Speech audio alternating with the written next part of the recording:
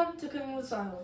So today we're going to be making Chole Chawal, which is a North Indian dish. It consists of chickpea curry, which is served with rice and various other garnishes, I guess. So the ingredients you'll need for this dish are 2 cans of chickpeas.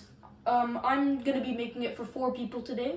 Some ginger paste, you can use fresh ginger. 2 onions, 4 cloves of garlic, tomato puree paste. You can also use canned tomatoes that you have mushed. Indian spices.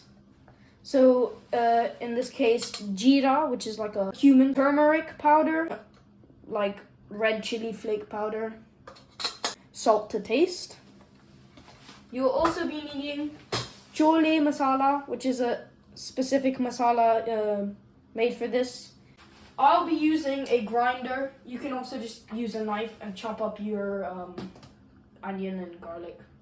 And boiling water from the kettle. And of course, rice. I'll be using a rice cooker today because I'm not a caveman.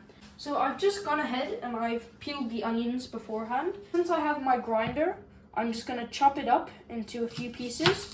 Just be careful not to chop your fingers off. Then I'll toss this all into my grinder and grind. So I've just moved on from the onion to the garlic. I'll mince it into small pieces, being careful not to nick your fingers. What we're gonna do now is just drain our chickpeas into the strainer, and now we'll just give them a rinse to get rid of all of that liquid that was in the bottle. So I've just gone ahead, I've washed the rice about 2 or 3 times. So now you have to add water in order to steam the rice in the rice cooker. Then we place it into the rice cooker, add on the lid, turn the switch on in the back, and put it to cook mode. So now we're gonna start cooking the chole, the curry. So we'll start just with a little bit of no flavor oil. So I'm using some sunflower oil. And we're gonna start that on a medium flame. Okay, so the oil is heated up a bit. So we'll start by throwing in 1 heaping spoon of cumin seeds, jeera. And we'll just throw that into the oil. You see how it's sizzling straight away. Just a wooden spoon here to make sure it's browning nicely. And once I see that it's starting to brown nicely, I'm just gonna add my onion from earlier. I'm gonna lower the heat to a low flame to make sure it doesn't over sizzle. Mix this around nicely, make sure to get everything. And we're also gonna add the garlic from earlier.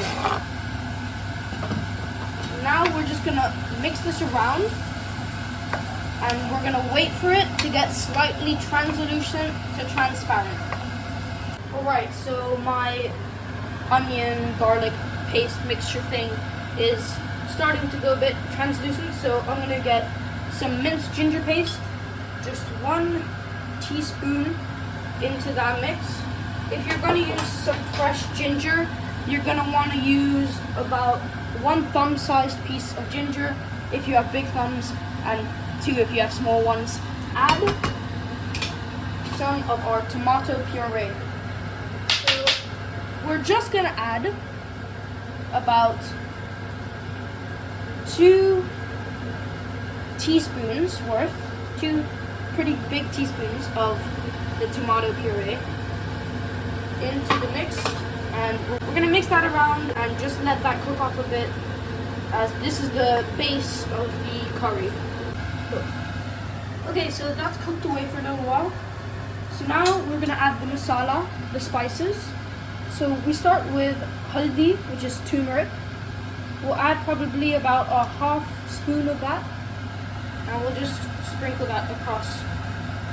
Then we'll add just a touch of chili powder, probably about a 1/4 spoon, not too much. It's just to give it a little bit of spice, extra spice, because the chole masala has a lot of great flavors. So we'll be using about 2, potentially 3 spoons of this, as it's what gives it the flavor. So just rinse the chole or the chickpeas one last time before you throw it in to the mixture. You just want to get a little bit of flavor on every chickpea.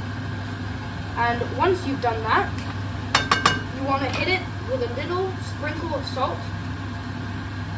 Not too much, because there's already a lot in the chole masala. Once you've mixed it all nicely, you're going to grab some boiling water, just enough to cover all of the chickpeas, and this will condense later on. Once you've done that, give it one last stir to make sure everything is combined nicely. Then get a cover, place it on top, put the heat slightly higher to around a medium-low flame, place it back directly on the heat, and simmer. I added a little bit too much water, but I believe in the Bob Ross theory, happy accidents, whatnot. So just take off the lid and put a slightly higher flame and mix it around a bit. This is just to let a bit more water evaporate, just to reduce the concentration. Okay, now you're gonna add some nimbu, which is lemon. Now it's time to serve the chole chawal. First we start by getting some nice fluffy chawal or rice. And once you have enough, go ahead and grab some chole. So mix these two together. So once it's nice and mixed, you can just garnish it with palam, which is a popper, it's like a cracker, and a few slices of freshly cut cucumber. There we have it, chole chawal.